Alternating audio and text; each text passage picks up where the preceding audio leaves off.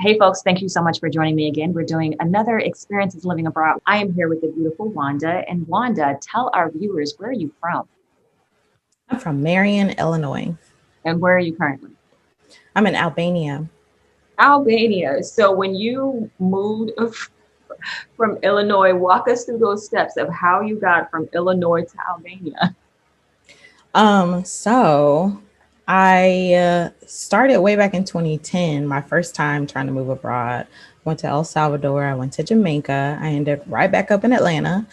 And then from there, I moved to London, actually. I was going to start in Japan and then head into Southeast Asia from there, but that's not how it happened. So I'm in London, severely underdressed because I was not planning to go to London and just bounced around Western Europe for a bit. So I was in the UK, Spain, France, Ireland, Italy for a little bit. And then I headed over to Vietnam and hit Vietnam and Thailand and Indonesia, a little short visit in Hong Kong for just some days. And yeah, I just spent a lot of time exploring various areas of those countries. And so how did this all start? So you are from Illinois, you have roots in Atlanta, and you worked for corporate America. Who did you work for? I worked for CNN. Okay, so you were working for CNN and you just left? Yeah, so I moved from Illinois after I graduated university and went to Atlanta. I spent maybe a year there before I got hired on to CNN. Like, I didn't even know CNN was there. Honestly, I was just like, Atlanta. And so I was just at this place where I wanted to just be more me. I didn't want to be in that work environment anymore. And so I was figuring out how to make that happen. And so from someone who hadn't traveled a lot, you made a bold move. I mean, you get an idea. So, first of all, I left my hometown. I had moved from Atlanta right after college. So, a lot of people don't even do that much. So, they maybe don't have a reference point. But also, like I said, during the time that I was in Atlanta from 2005, I spent a lot of time exploring. I would go to different conferences. Like, I was always interested in other stuff aside from my job. And so I traveled around on the East Coast. I made it over to the West Coast. I went to South by Southwest in Austin. So I, even if it wasn't international, like, I had travel experience, I knew that life was bigger than Atlanta and it was bigger than the experiences that I was having there, basically. And so I did the whole CNN thing for a bit, and it was just like, that's not all there is. I had done some traveling around America, and I did my first international trip with my friend at the time to Jamaica. And we had gone maybe 2 or 3 times, at least two. I remember the very first time that we went and came back, we were just like on the phone, like in tears with each other, like, why are we here? Like, why do we come back? Like, there was something on a cellular level that Mm. changed when I went to Jamaica, just to say, wow, like, this is different. And because the Caribbean is so accessible, or even like Mexico is so accessible to Americans, a lot of times that is the first for Black Mhm. Americans, the first international experience.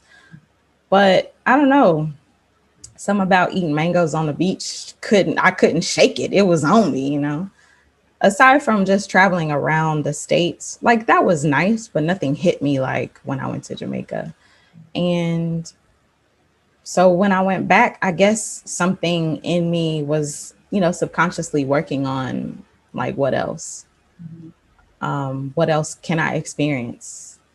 Because it's not in these four walls, and it's a lot of walls at that headquarters, but it's not within my PTO. It's not there, and I don't want to do this no more.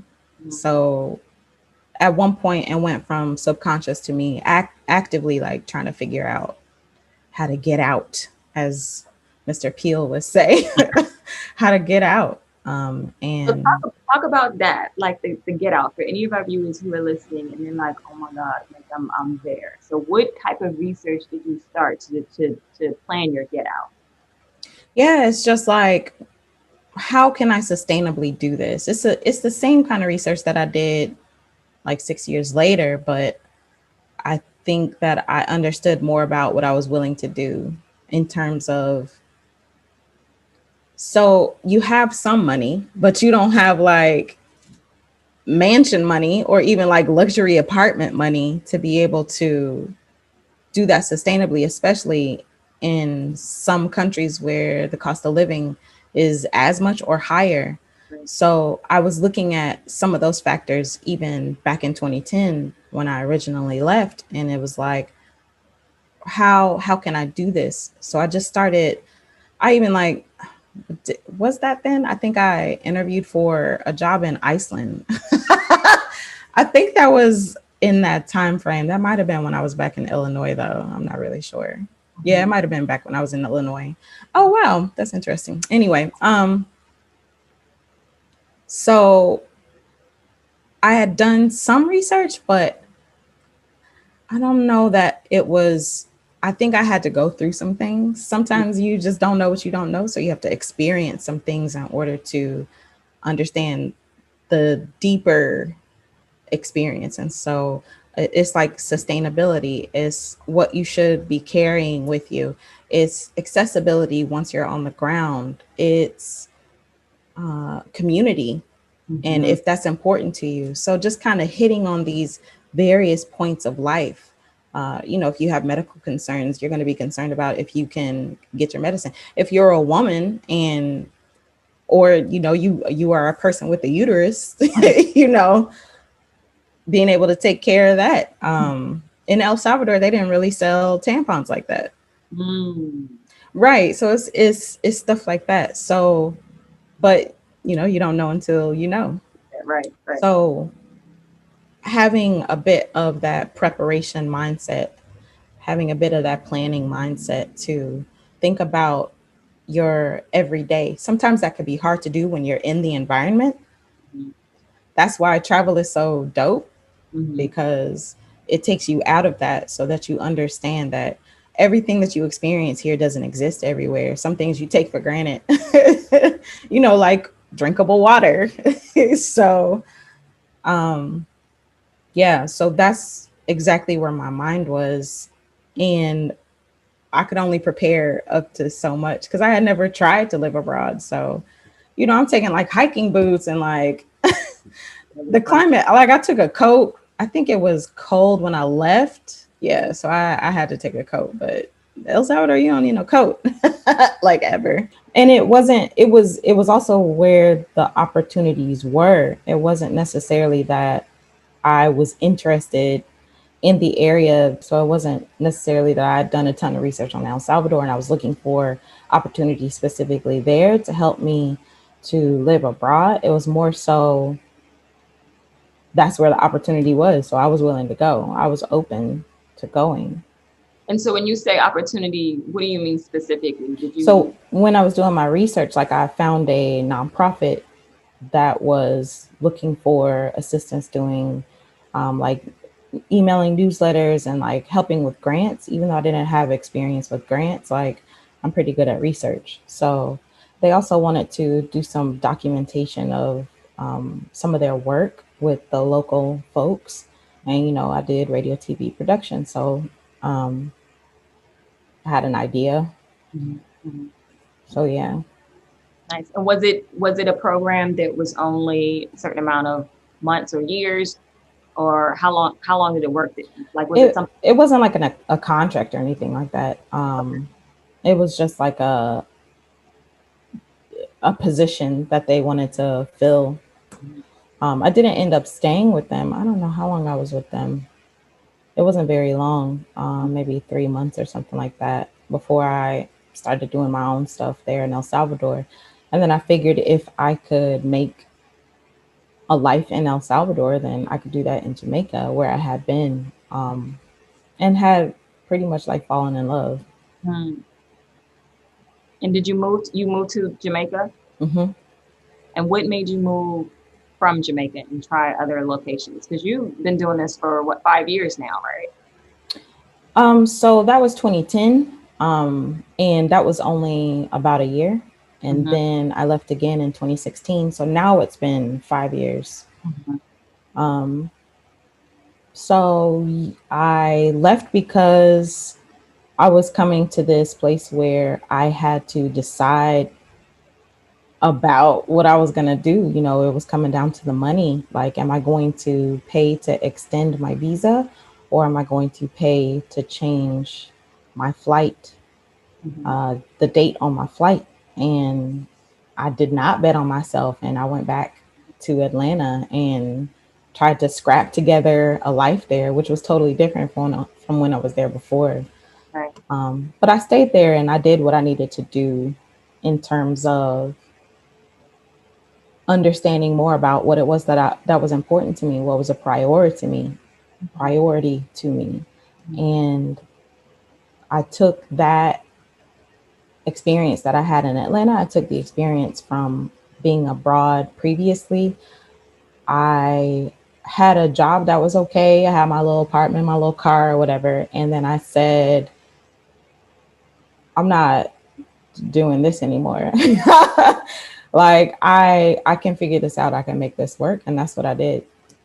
So I again got into my research and I like was studying about what kind of luggage people were carrying, what they were doing for work, where they were traveling, what they were traveling with, like what was inside the bag, because I wanted to do carry on only or whatever.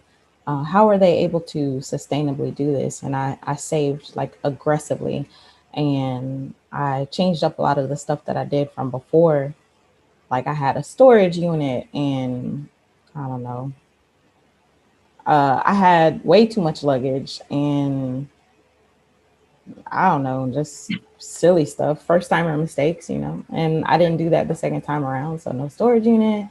Oh, I was like trying to rent out my condo instead of just like getting rid of it, and I didn't have a lot of that baggage this time around, and so I moved to Southeast Asia. Eventually, I was trying to be around like-minded people, not really finding them in person, and so I was trying to create digital spaces and yeah, just looking for ways to make things sustainable, looking for people who were interested in the same stuff that I was interested in. And I think that's super important whenever you have any type of goal, is to be around those people. And trying to being out was not enough. Hmm. And I was looking for ways to have more fulfillment.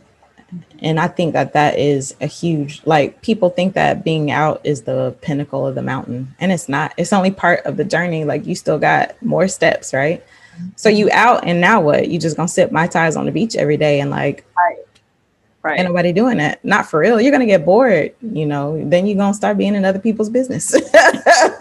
That's what housewives do. So I was thinking about all of the I was playing around with stuff the entire time that I was gone. Like, I was playing around with coding and website development, and just for myself. I had what I called like a freedom runway in terms of the money that I had saved up to that point. And I said, what are the things that I want to explore? Who have I been this entire time? What are the things that I'm interested in? How can I express myself? How can I occupy my time with myself and use my time to be more of who I'm becoming? And also, some of that time was spent deflating, you know. I guess you could call it that, just like decompressing, maybe more. Decompressing from some experiences, because when you have all this quiet time, you know, when you go into bed and you be like, oh no, she didn't try to come at me like that in sixth grade, but like there's a whole bunch of nights of that, right? And you don't have work to occupy your days. And so, lots of stuff starts coming up. Stuff hits you randomly, even stuff you're not like actively thinking about. That's just like hanging out in your subconscious, waiting to pounce because your brain is trying to make sense of all these things that have happened in your life. And so some of that time is spent reckoning. And I think that it's easier to be able to do that when you're not in the place where the harm was caused in the first place. There were a lot of things that I experienced in Atlanta. There were a lot of things that I experienced back in Illinois, where I'm from. So it was a lot of that, and it's just been this process of letting go, accepting what is. It's been this process of stepping into, now that you're letting go and you're a little bit lighter, stepping into whatever there is to step into and seeing how you're not stepping and why you're not stepping. And because entrepreneurship is absolutely about all of that. If you are not in tune and in touch with who you are and what you have to offer yourself first and then the world, then it is much harder for you to do so Mm-hmm. because you're copying, which a lot of people do copy. Like that's how, sometimes you just got to get the momentum going. But in order to like sustain it, in order to really connect, in order to really evolve, it absolutely takes you being in touch with that person that you are in doing things your way. Because what's the point of copying all these systems that we already came out of just to recreate these, high pressure, unproductive, Right. that voice inside your head that's just like, you're not doing enough. Why are you resting? You need to be doing this. You need to be posting over here. You need to be creating a reel. You need to da da da da da. Like, what is the point of taking all the glossy travel photos and you're crumbling inside, Mm-hmm. right? Mm-hmm.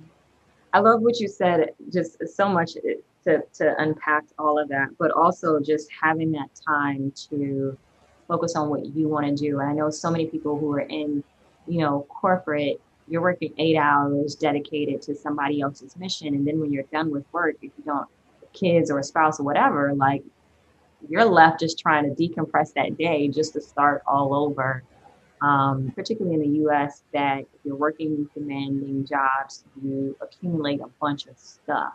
And some of that stuff is almost your reward in your mind for committing your whole life to this corporation, that you at least get the best stuff. And then when it comes to moving abroad, you get rid of that and realize it's not important and that you don't need it. And Some people are like luxury, luxury, but it's just like, would you really need so much luxury if you were living a fulfilling life? mm, I think that sometimes it is a bandage on a wound, But if you don't recognize it as a wound, then you just gonna keep buying the bandages. mhm. Um, Not that there's anything wrong with luxury. Right. Everybody, I think, likes to feel good, and luxury means different things to different people, I think. But you're able to feel good literally at any point. I believe it's a matter of mindset, really. Being able to access those good feelings, being able to appreciate what you have around you, and still being able to say, I still want something different. Like, this is dope. I have a lot of dope things here, and I still want something different. So talk about how you worked through your transition of visas for all of these places, because you've been gone for 5 years now. And Mhm. how do you work the visas, especially particularly in Europe, when all of that is kind of connected to the 90-day rule? How did you work through all that? So only the Schengen is the 90. You stay in 90. I think you have to stay out 180. So I was just there for the 90s. And the UK and Ireland, they never did subscribe to that even before Brexit.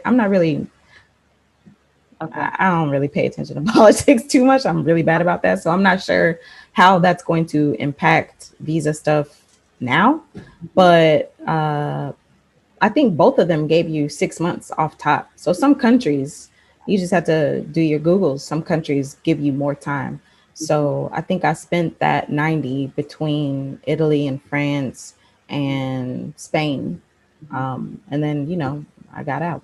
Mhm. Other than that, Some countries you need to just apply for a visa, like in Asia. Like I just moved from Malaysia to Albania. I wasn't going nowhere but in terms of visas, a lot of countries prior to the panini, they were allowing you to stay for maybe 3 months, Hmm. but you were also able to do what's called a border run. So you would leave the country and in the same day, just within a matter of hours or something, you could come back into the country.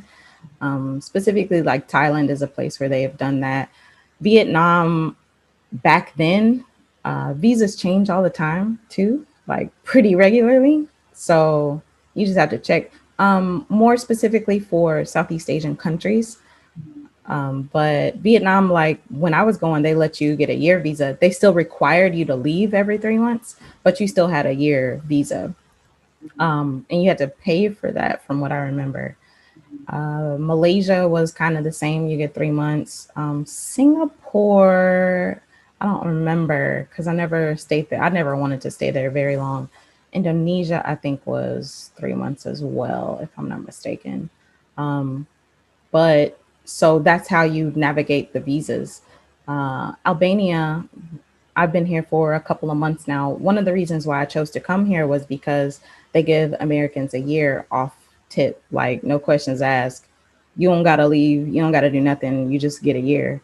I'm Really? not super sure why. I think it's like politically affiliated. Like for Mm. some reason, I've been told from some Albanians that Americans came through and like cleaned out their judicial system because like they was doing a whole bunch of bribery, Mm. messery, which I think is hilarious and kettle pot whatever. Right, pot calling kettle. Right, right. I was like, what? How are you gonna clean somebody else's political system up?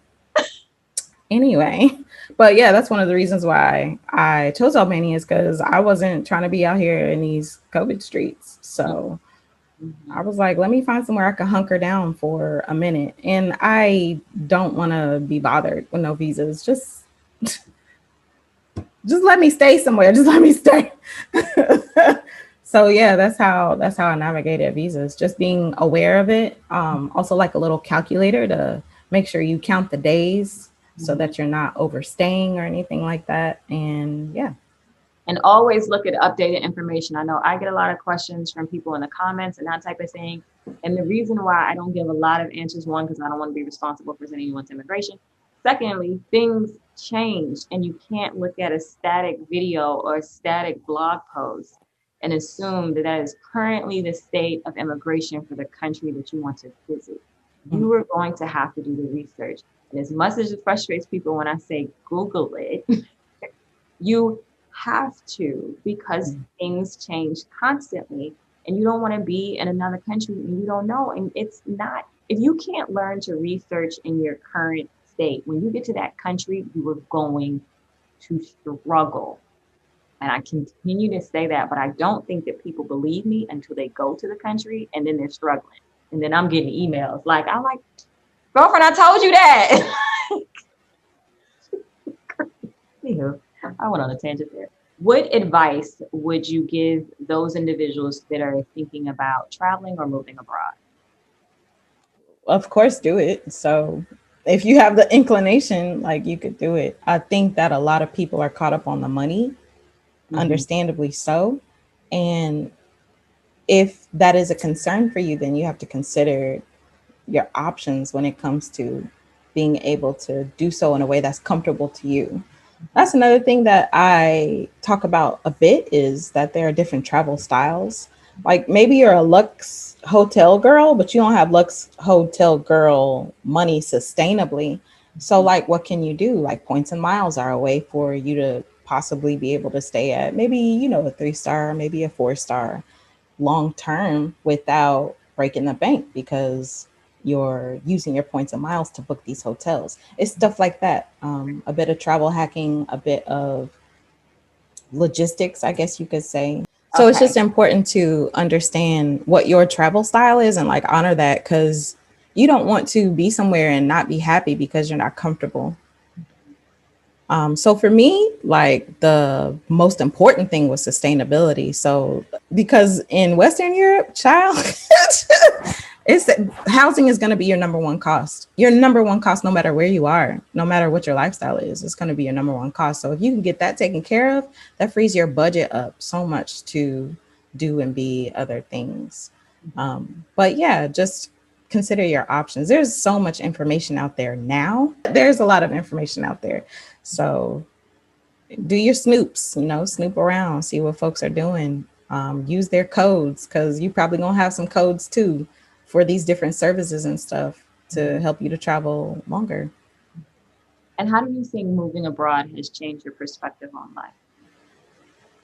It's just helped me to be more myself. I don't think it's changed my perspective. I think that traveling keeps you on your toes a bit. It keeps things fresh. It keeps things new.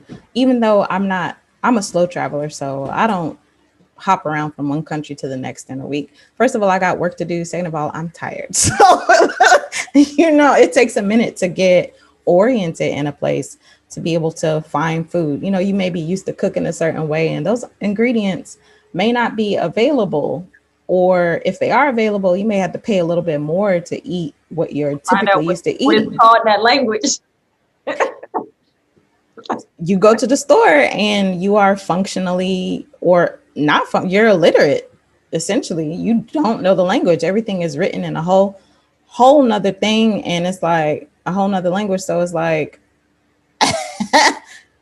so you have to. It's a lot of stuff. While it keeps it fresh, it can also be a bit of a chore until you get yourself settled. So I allow myself the time to like chill out. But I'm not really cooking. I ain't really cooking. Tomatoes is tomatoes no matter where you go. So I usually do like a raw, fresh kind of thing if I'm cooking for myself, if I'm fixing food for myself. And eating out is like way more affordable. Like other countries don't gouge you so hard. Not in the UK. They want 25 pounds a plate for some dried out fish and chips. They don't even season the fish. How is this your dish? How you go and raid the entire world for spices and didn't learn how to use them? Ugh. So yeah, giving yourself the chance to like settle a bit and adapting. You gotta be a little bit more fluid, baby. You might not understand how the buses work, or you might not understand anything. I have to translate bills. I'm getting bills in other countries. Like you have to translate them hoes. Like how many kilowatt hours did you say I used?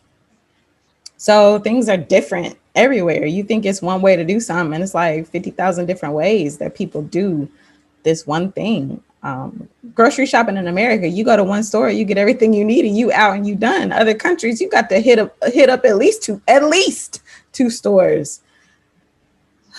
So yeah. Yeah, just be adaptable. Understand again your travel style.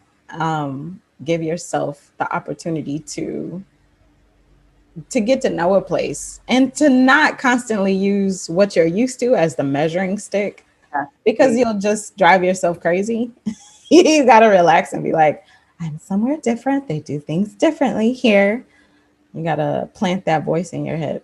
I agree wholeheartedly. That is an important statement to make, particularly as U.S. citizens. A lot of times we'll go places and try to make it the U.S. And it's just like I would get questions like, "Well, where do I go to do this U.S. space?" I'm like, you're in Europe. Like I don't know what you looking for. You know where you? But join any expat group anywhere, and all you'll see, particularly with these expats who have, so content is different based on who you're hearing from. Digital nomads are going to ask different questions sometimes than the expats, than the teachers who are working in another country. They all have a bit of a different slant because they have a different support system. Mm-hmm. So a lot of these expat groups is just like, does Amazon deliver here? Where can I find XYZ here? Like cream cheese, or I don't know, It just about any and everything. Sometimes it's like you don't know what store to go to because things aren't all in the same store. Like you can't rock up to a Walmart or a Sam's Club, you know, like it's not happening. So even though they do have Asda in the UK, which I didn't know that. But anyway, um, but yeah, you'll see that a lot of people are trying to recreate. Some of it is comfort, you know. Sometimes you want your Tylenol branded Advil or whatever, Advil branded Advil, whatever it is, because it's what you know. Sometimes it's gonna come in an unmarked bag, child. I have internet. I have no idea who the internet company is. It's not even like one of the big ones that I researched when I got here, but I know it work. I know where to go pay the bill. A lot of adjustment. I love it. I love it. Well, thank you so much for sharing your story. We appreciate it. And until next time, guys, another experience is living abroad.